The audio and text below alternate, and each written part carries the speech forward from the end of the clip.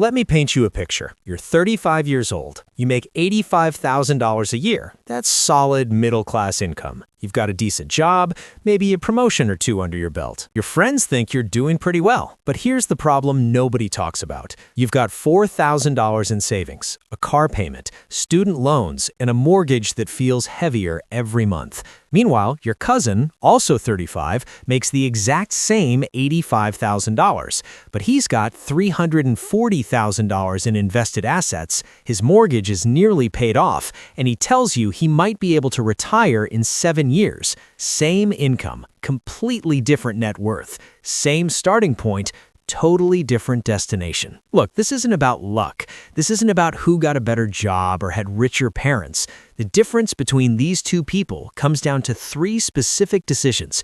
And here's what's wild. Most people don't realize they're even making them. They just happen by default.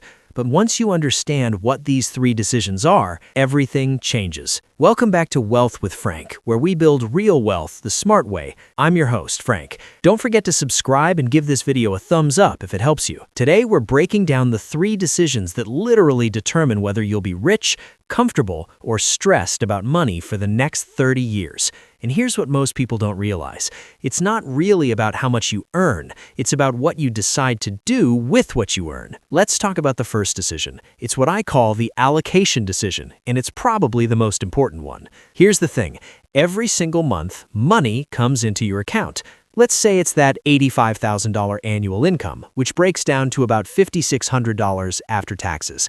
The moment that money hits your account, you have a split-second decision to make. Are you going to spend it or keep it? Now, you might be thinking, Frank, that's obvious. Of course, I spend most of it. I've got bills. And I get it. But this is where it gets really interesting. The average American saves only 3.5% of their income. The average millionaire, they save and invest 15 to 20%.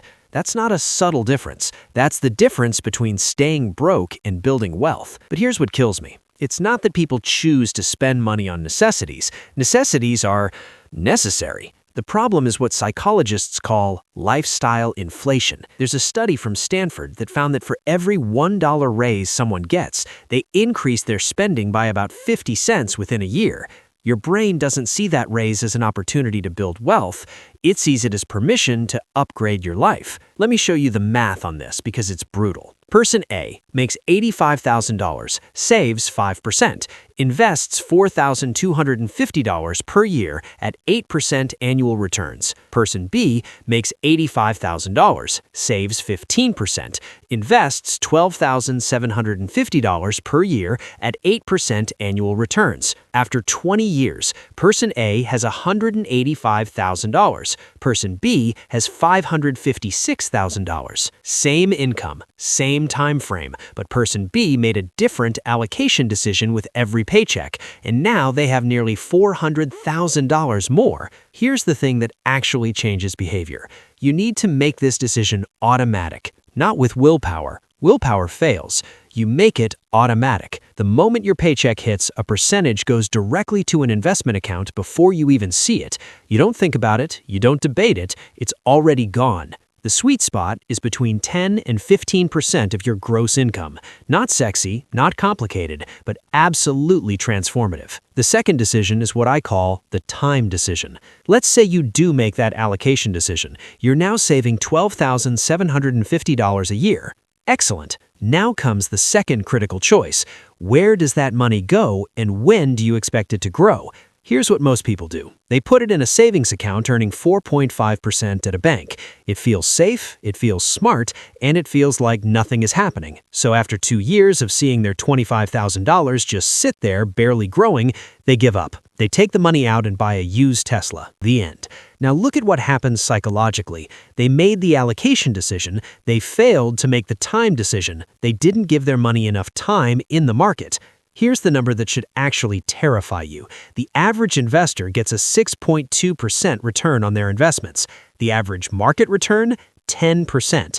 The difference? It's not about picking better stocks. It's that people panic sell during downturns. They chase performance during upswings. They move their money around constantly. According to Vanguard research, investors who just buy an index fund and don't touch it beat 90% of people who actively manage their portfolio. Think about that. Doing almost nothing beats 90% of activity. That's insane. But here's where the psychology gets dark. Your brain hates volatility. Seeing your $50,000 drop to $45,000 in a market correction feels catastrophic. Your amygdala, the fear center of your brain, is screaming at you to sell.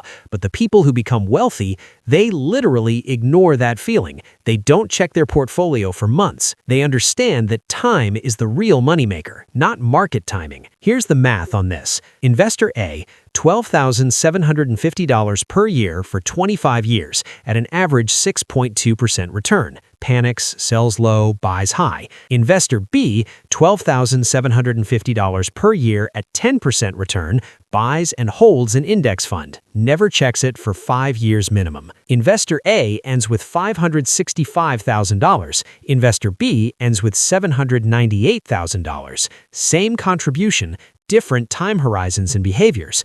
Investor B has $230,000 more, and they did less work. The decision here is simple. Pick a boring index fund, set it, and forget it. This is the killer.